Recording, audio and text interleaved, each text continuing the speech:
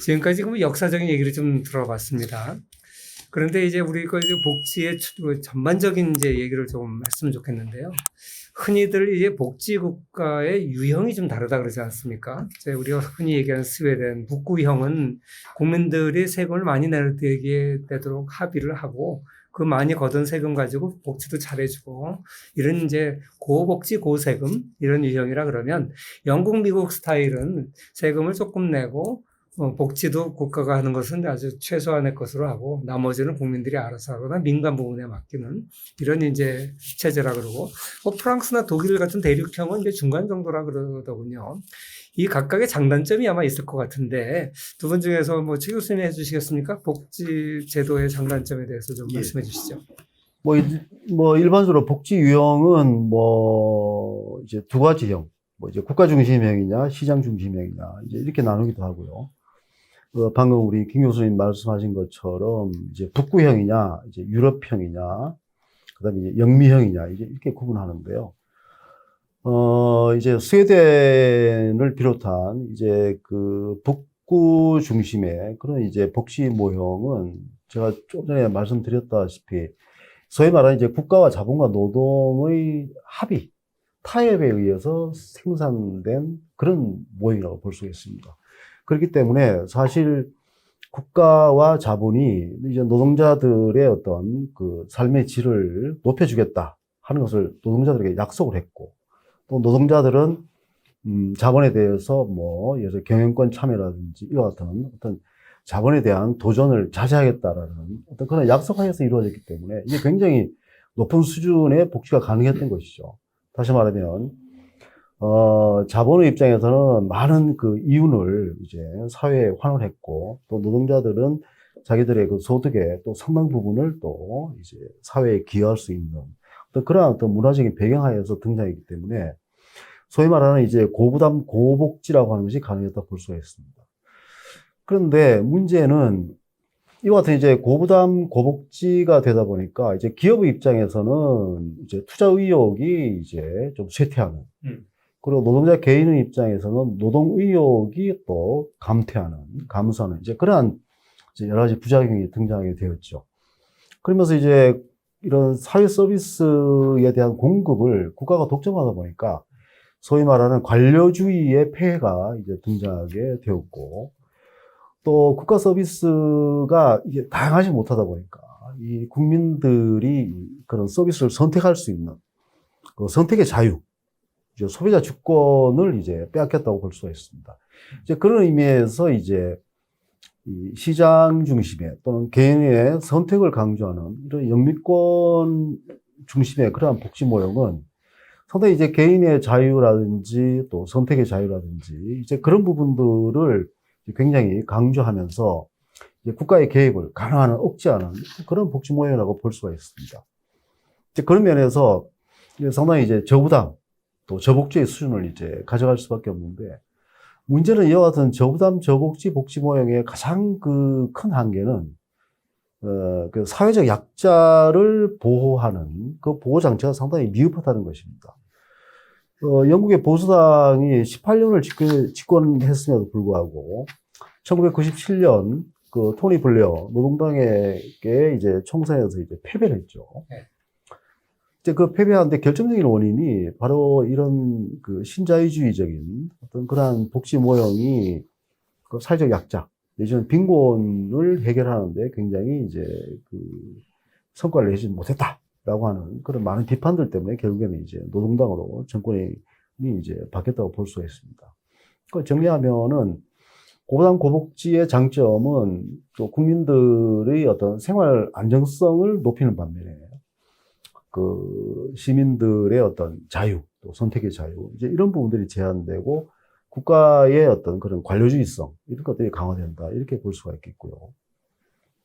저부담 저복지와 같은 영미 모형은 개인에게 선택의 자유와 이제 낮은 세금 부담, 이와 같은 측면에서 굉장히 이제 개인의 자유를 신장시킨다고 볼 수 있지만, 한편으로는 이제 사회적인 그 약자계층에 대한 그런 사회적 배려가 좀 미흡하다. 네. 이렇게 말씀드릴 수 있을 것 같습니다.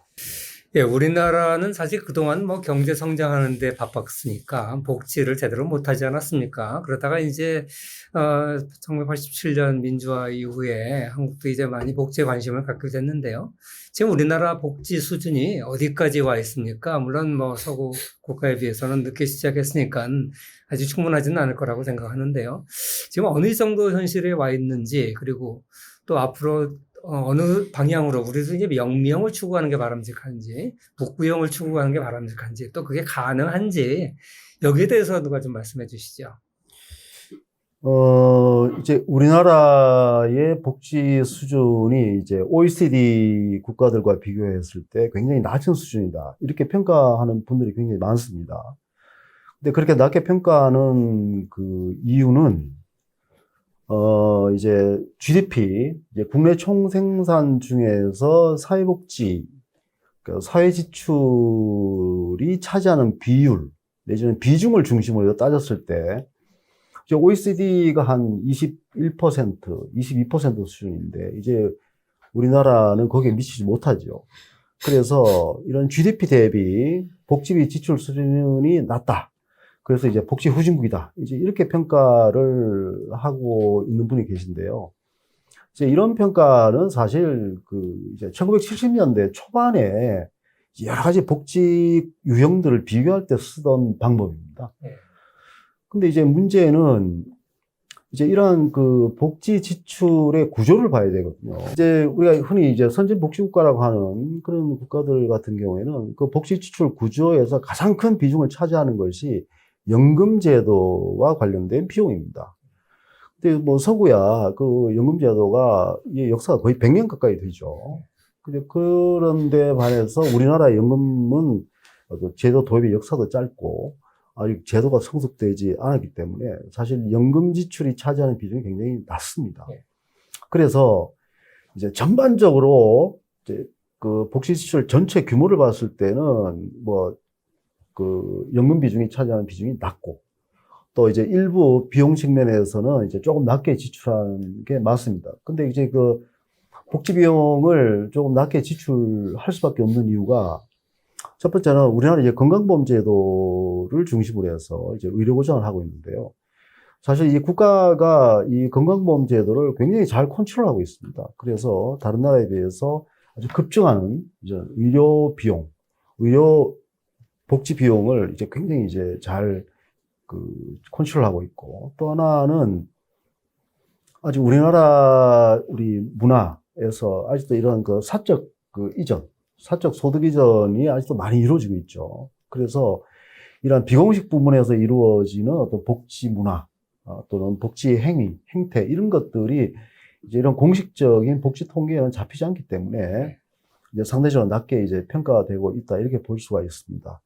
그런 면에서 앞으로 이제 전반적으로 복지 수준이 더 향상이 되어야 되겠습니다만 앞으로 노인 인구가 이제 계속 증가하고 있고 이에 따른 그 사회적 비용이 계속 증가할 것이기 때문에 사실 우리나라의 복지 비용은 아마 단기간 내에 굉장히 급속하게 증가할 것으로 보입니다. 따라서 지금 현재의 낮은 수준이 계속 이제 유지된다고 하더라도 이제 조만간에 이제 OECD 평균을 이제 훌쩍 뛰어넘는 그런 수준으로 갈 것이기 때문에 현재의 그 복지 수준을 이제 낮다 이렇게 평가하는 데는 조금 무리가 있지 않나 이렇게 생각합니다. 예. 이 고령화가 가장 심각한 복지 문제의 그 핵이라고 보고 있고요. 사실상 지금 베이비붐 세대가 그 노후 준비가 거의 안 돼 있지 않습니까? 예, 그 낀 세대. 더군다나 이제 베이비붐 세대들의 그 유교적인 관념에 의해서 자녀들까지 또 그 도와줘야 된다는 그러한 그 마인드를 가지고 있단 말이에요. 그래서 이 문제는 어차피 이제 시간이 감에 따라서 노인 고령화에 따른 복지 비용의 증가 이거는 우리가 불가피하다고 보고요.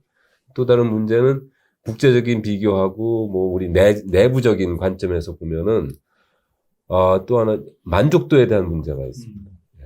그러니까 국제 비교에서 유별나게 우리나라 국민들의 복지 만족도가 낮아요. 상당히 낮습니다. 근데 우리는 지금 상당히 교육비에도 돈이 넘쳐서 많이 쓰고 있고 요양비, 건강보험에 관련된 시설이나 서비스는 상당히 좋거든요. 그럼에도 불구하고 복지 만족도는 굉장히 낮단 말이에요. 이것은 우리가 어떻게 해석을 해야 되냐면은 결과적으로 우리 국민들의 그 복지 욕구가 굉장히 높다. 상대적으로. 근데 우리는 그 서비스를 만족해 주지 못하고 있다. 근데 뭐 최 교수님께서 좀 말씀해 주셨으면 좋겠는데 우리나라 복지 서비스의 실질적 현실이 어떤지를 좀 같이 좀 얘기를 해 줬으면 좋겠는 것이 요양병원 같은 데 가면은 참 어렵다라는 생각이 들고요. 어렵다는 게 무슨 말이에요? 서비스가 별로 안 좋다 얘기 들 수밖에 없고 그 다음에 특히 이제 아동 보호에 있어서 계속 그 학대 문제가 계속 나오고 있지 않습니까? 그 다음에 교육에 있어서도 평준화 교육으로 해서 학생들의 계속 질은 떨어지고 있고 부모들의 만족도는 채워주지 못하고 하는 이런 문제들을 어떤 식으로 이제 해결하느냐에 따라서 우리가 진정한 그 선진국형 복지국가로 갈 것이냐 말 것이냐를 결정할 수 있지 않나 그렇게 봅니다. 혹시 뭐 최경 교수님 우리나라 그 현실적인 문제에 대해서 김원식 교수님 질문하셨는데 거기에 대해서 더 보충할 거 있으십니까? 예, 지금 현재 우리나라가 추구하고 있는 어떤 복지 성장 전략이라고 하는 것이 이제 양쪽으로 우선 굉장히 확대하는 전략을 쓰고 있거든요. 그래서 우리 김원식 교수님 조금 전에 말씀하셨다시피 이제 노인 요양시설이라든지 또는 그 보육시설 이런 부분들이 양적으로 굉장히 이제 아주 단기간 내에 아주 급격하게 이제 증가를 했지 않습니까? 네. 근데 이제 그러한 그 성장 과정이 너무나 급격하게 진행되다 보니까 이 서비스의 질에 대한 이제 그 고려들이 좀 부족했다고 볼 수가 있고요. 네. 또 하나는 이런 사회복지 시설의 양적 확대에 이제 국가가 여러 가지 그 복지 비용을 이제 통제하는 이제 그러한 그 기제를 가지고 이제 접근을 했기 때문에 사실 이제 현장에서는 더 나은 어떤 질 높은 서비스를 제공하기 위해서 더 많은 비용이 필요하다고 보는 거죠. 근데 이제 우리나라의 국민소득 수준이 사실은 이제 여타 선진국에 비해서 아직도 낮은 수준이기 때문에 우리가 이제 두 마리 토끼를 잡아야 되는 것이죠. 그러니까 사회 서비스의 확대와 이제 서비스의 질, 이 두 마리 토끼를 잡아야 되는데 지금 현재의 어떤 지출 수준으로 이 두 마리 토끼를 잡기에는 아직 좀 시간이 더 필요하지 않나 이런 생각이 들고요.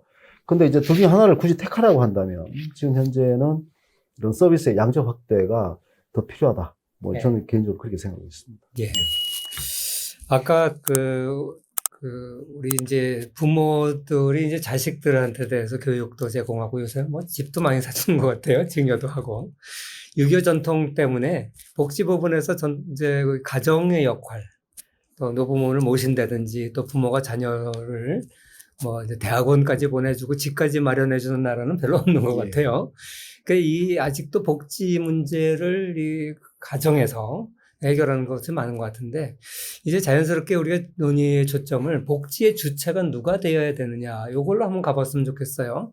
흔히들 이제 서구의 개인주의적 문화 전통을 가진 나라들은 당연히 복지는 자식한테 의지하면 안 된다. 뭐 고령 복지를 뭐 이런 식으로 성인이 되면 부모도 자식을 내보내고 네 앞길은 네가 개척해라 이런 문화가 이제 지배적인데 반해서 유교 문화권에서는 좀 아닌 것 같아요. 그래서 복지의 주체가 국가가 전체가 다 하는 게 바람직하냐 아니면 가정의 상당 부분을 맡는 것이 바람직하냐 아니면 또 교회나 사회단체들 이런 데서도 상당 부분을 맡는 것이 바람직하냐 주체에 대한 이제 문제가 나오는데 그 복지의 주체가 어디가 바람직하냐 또 문화적 요인이 어떤 게 있냐 여기에 대해서 좀 두 분 중에 한 분이 좀 말씀해 주시죠.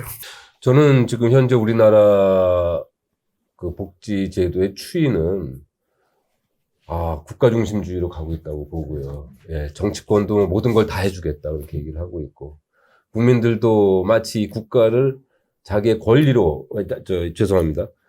복지를 하는 자기의 권리로 인식을 하고 있다는 거죠. 예, 자기 권리. 그래서 굉장히 힘든 것이 사실입니다. 이러한 상황에서는 사실은 복지라는 것은 자기의 그 웰빙에 관련된 문제인데 그걸 자기 스스로 해결을 하도록 하는 것이 원칙인데 우선은 국가가 먼저 해주고 나머지는 자기가 해결하겠다. 이런 그 마인드들이 계속 확산되고 있다는 거죠. 기본소득도 그렇고 그 다음에 모든 사회 서비스에 있어서도. 그래서 저는 이런 식으로는 지속 가능하지 않다고 보고요.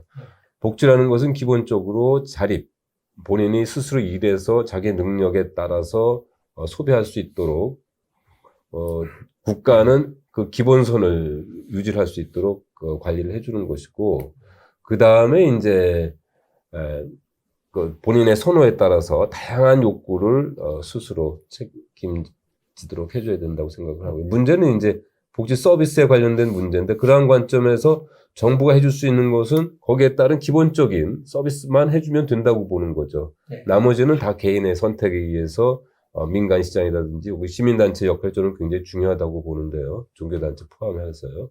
그래서 그러한 부분에서의 역할을 좀 더 확대시키고 예. 활성화시키도록 하는 것이 저는 바람직한 것이 아니냐 생각을 합니다. 복지의 3주체라 그러면 국가와 개인과 네. 사회단체. 네. 그 저 균형 가정도 있게. 마찬가지입니다. 예. 예, 저도 가정이 중요한 것이 우리 우리 교회에서도 항상 얘기하지만 가정이 항상 주체라고 말씀하지 않습니까? 가정이라는 것이 자본주의의 발전 과정에서도 가장 효율적인 경제 주체입니다. 가정이 깨지면 사회도 깨지고 모든 것이 다 깨지게 돼 있거든요.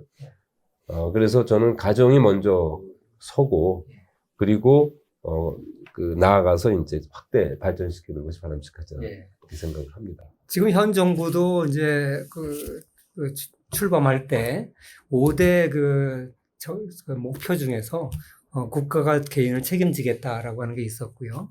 현 그 민주당 후보인 이재명 경기지사도 이제 경기도 도민 1,200만을 책임지던 역할에서 5천만 대한민국을 책임지겠습니다. 이렇게 해서 책임이라는 이제 국가가 이제 책임지겠다는 말을 했는데, 물론 뭐 저는 그 책임이라는 것을 아까 기본적인 복지를 책임지겠다라는 말로 이제 해석을 합니다만, 자칫 잘못 들으면 국가가 모든 복지를 하겠다는 말로 이제 들릴 수가 있을 것 같아요. 사실 지금 말씀하신 것 같이 우리 군대에서 뭐 먹여주고 재워주고 걱정 없이 해줘도 싫잖아요. 개인의 선택. 이게 상당히 이제 자유가 중요한 건데, 국가가 지금 다 하려고 하는 것 같습니다. 사실 그 행복이라는 게 굉장히 주관적이라서 사람마다 좋아하는 음식도 다르고, 좋아하는 스포츠도 다르고, 그런데 국가가 획일적으로 이제 아무래도 이제 복지를 국가가 하게 되면 이제 주기 쉬운데, 그런 면에서는 아무래도 뭐 저세금 저복지가 바람직하다고 싶은데, 이 점에 대해서 최근 교수님은 어떻게 생각하십니까? 최근에 이제 국가 통계를 보면은 이제 부모를 누가 모셔야 되느냐, 이제 노인 부양 문제가 이제 에 관한 통계 자료가 있는데요. 과거 한 10년, 15년 전만 하더라도 노인들을 국가가 모셔야 된다라고 답변한 그 비율은 한 10% 내외밖에 되지 않습니다. 근데 최근에 이 청장년 세대에 대해서 이제 노인의 부양 의무 주체가 누구냐 물어보면은 국가가 그 주체가 되어야 된다라고 응답하는 비중이 거의 5, 60%가 나옵니다. 이게 다시 말해서 이제 저출산 문제 때문에 사실 이제 노인 부양 문제가 굉장히 이제 심각해진 거죠. 그래서 방금 우리 김 교수님 말씀처럼 이제 국가가 국민을 책임진다 했을 때 사실은 개인이 책임지고 싶어도 책임질 수 없는 상황이 이제 우리 앞에 와 있다라는 것이죠. 그래서 사실은 이제 개인도 중요하고 교회와 같은 어떤 사회단체도 중요하고 또 시장도 중요하고 또 지역사회도 중요하고 또 국가도 중요한데요. 사실 이제 이런 여러 가지 어떤 그 인구 사회학적인 그런 여건의 변화를 고려했을 때 이제 국가가 분명히 담당해 줘야 되는 부분이 있다. 네. 다시 말해서 이제 국가가 담당할 부분에서의 그 선택과 집중이 필요한 것이라고 저는 이제 개인적으로 생각을 합니다. 이제 그런 의미에서 국가가 복지를 담당한다라고 해서 항상 고부담, 고복지 모형으로 가야 되냐면 저는 그거는 굉장히 어불성설이라고 생각을 하고요. 그 이유는 이제 국가의 어떤 그런 그 개입 내지는 국가가 제공하는 서비스의 양, 그리고 국가가 집행하는 예산의 비중이 높아질수록 이제 소위 말하는 그 공급 독점에 따른 어떤 관료주의성, 이제 그런 부분들이 굉장히 이제 부정적인 측면이 또 증가할 것이고, 더 나아가서 국민의 복지 의존성이라고 하는 이 문제가 굉장히 심각한 문제로 등장할 수밖에 없다라고 생각합니다. 다시 말씀드리면, 개인의 어떤 성장 의지, 또 자립 의지, 예? 그리고 가족 내에서의 문제 해결 노력, 또 또 지역사회의 어떤 공동체 형성을 통한 어떤 또 독자적인 어떤 그런 복지 문화를 또 창달해가는 이제 그런 과정들이 전부 생략된 채로 국가가 모든 것을 담당하고 모든 것을 책임지겠다라고 하는 어떤 그런 아이디어 자체는 이제 굉장히 좀 우리가 경계해야 되는 부분이 아닌가 싶고요. 그런 의미에서 국가가 선택과 집중을 통해서 국민의 어떤 생활을 보장한다면 굳이 고부담 고복지의 형태로 갈 필요는 없다. 네. 그렇다고 해서 이제 저부담 저복지 형태는 이제 국가의 책임성을 좀 약화시키는 어떤 그런 문제가 있기 때문에 그런 모형을 주장하는 것도 저는 뭐 적절하지 않다고 생각하고요. 그래서 결론적으로 말씀드리면, 고부담 고복지를 통한 국가 개입의 확대라고 하는 것은 앞으로 우리가 제4차 산업혁명 시대에 더 창의적이고 자유로운 어떤 그러한 그 사고와 이제 어떤 행동 방식이 요구되는 관점에서 이제 국가의 과도한 개입, 이런 것들은 우리가 좀 바람직스럽지 않다. 예. 저는 그렇게 생각을 하고 있습니다. 예. 결국 고복지 고부담이냐 저복지 저부담이냐 이 논의를 할 필요도 없이 만약에 이제 국민 개개인이 잘 살게 돼서 뭐 자기가 스스로 자기 삶을 책임질 수 있게 되면 별 문제가 없을 것 같습니다. 굳이 뭐 정부가 주도한다고 해서 꼭 고부담일 필요가 없겠지요. 결국은 이제 일자리가 최고의 복지다. 뭐 이런 얘기로 이제 귀결되는 것 같은데요. 사실 그 일자리가 최고의 복지다 이러면 이제 시장 친화형 복지다 이런 얘기를 많이 하는 것 같아요. 그래가지고 기업들이 발전하고 일자리가 많이 생기고 그래서 자립할 수 있는 사람의 비중이 많아지면 뭐 당연히 국가가 중심이 되더라도 굳이 뭐 많은 비용을 복지에 쓸 필요가 없게 되는 거죠. 그래서 이 시장 친화형 복지가 중요하다 이런 얘기를 참 많이 하는 것 같습니다. 여기에 대해서 김문식 교수님 좀 말씀 좀 해주시죠. 예, 저도 일단 문제는 이제 복지의 문제는 가장 큰 한계가 항상 그 근로 의욕을 감퇴시킨다. 일을 하지 않는다. 뭐 이런 문제로 귀결이 되거든요. 최근에 미국 같은 경우에 있어서, 재난지원금을 이제 많이 주다 보니까 재난지원금이 끝날 때까지 취업을 안 하는 거예요. 그러다 보니까 하다못해 일반적인 그 패스트푸드 가게, 맥도날드 같은 데에서도 직원을 구하지 못해가지고 결국 임금 더 올려줘야 되는데 임금 올려줘도 직원들이 지원을 안 한다는 거죠.